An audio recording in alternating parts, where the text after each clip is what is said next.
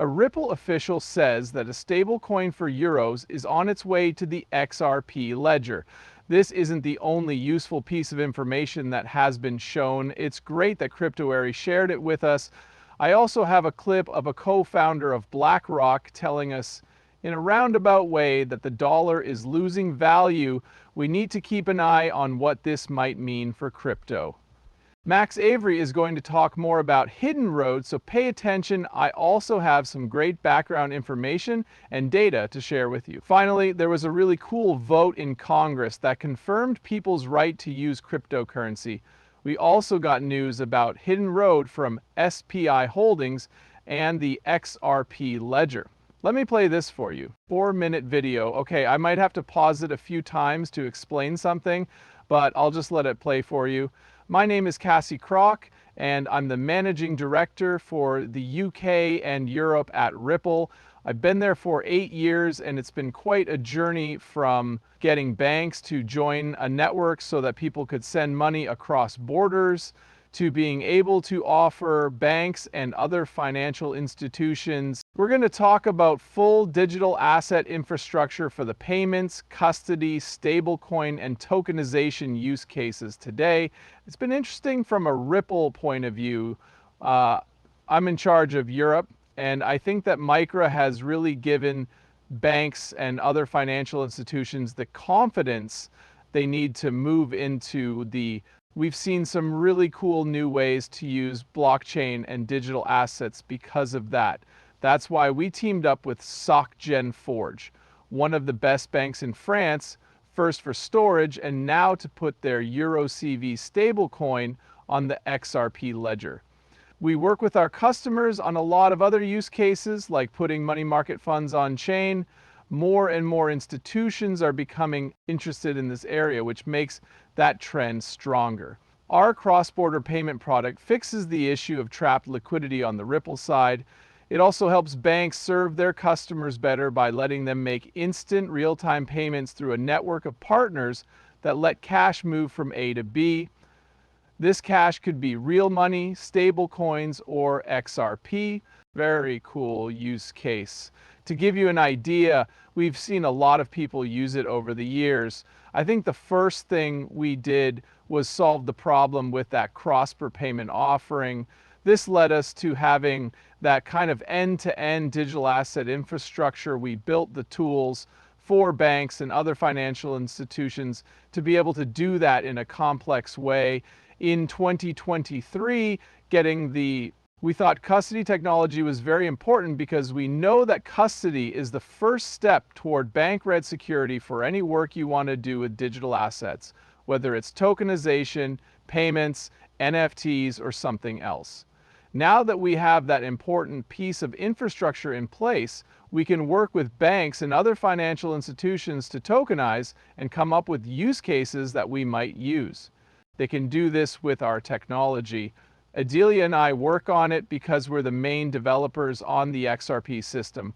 I think it's great that Ripple wants to help banks with their banking needs, but we also want to create places where developers are brave and try new things. I think that was really quick. You need other people to build on this. Connect Ripple fought the case in front of the SEC and said, hey, we're not in charge of the XRP ledger. It's not organized. We were just in charge. We built a base. We did all of these things and then gave it to someone or something. This shows that Ripple needs people who know how to build on Ethereum. People still build on Ethereum. Yes, you get the point. For these kinds of coders, Solana, if we could get 5 or 10% of that building on the XRP ledger, we could see different DeFi and use cases. All of those use cases will need XRP to make their work easier, no matter what big problem they are trying to solve. And that will, of course, lower the amount that is moving around. You know how the price goes up when there is more of something. Right now, there is less XRP in circulation. The goal is to both raise the value and lower the supply. If we can do both well, that would be great.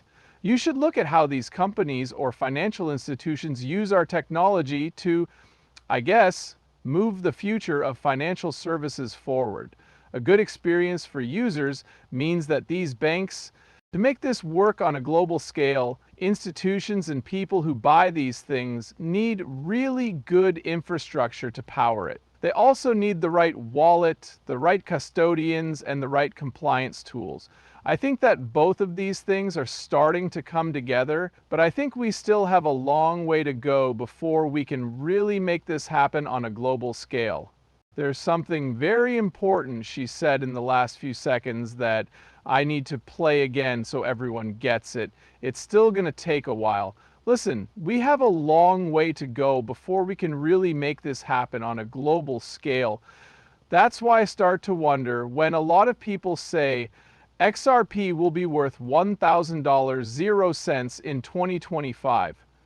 Isn't there still a lot to do? 25, I believe. XRP will only hit $1,000 0 cents.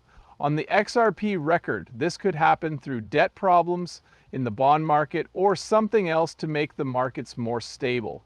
On the other hand, Trump could decide tomorrow that XRP will be used for American FX and the money saved will be used for something else.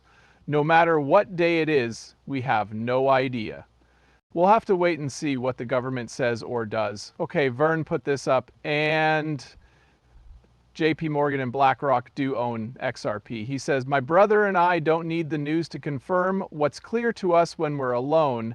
You really think that the biggest asset managers in the world wouldn't be at the front of the financial system?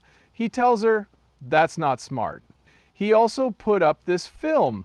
Does the co-founder of BlackRock say that it's happening? Remember that this is on CNBC and a public board, so it's clear that this is already going on behind closed doors, even though there are big talks about de-dollarization and what's going on with it. Even if it's not being talked about in public, it's probably been going on behind the scenes. Usually when stocks drop as much as they have, people rush to safe investments like US Treasuries and the dollar. This time, though, things are very different, which is why bond yields are going up while the market struggles and the dollar stays strong. That's an interesting trend that makes me think there's more going on than just borrowing money.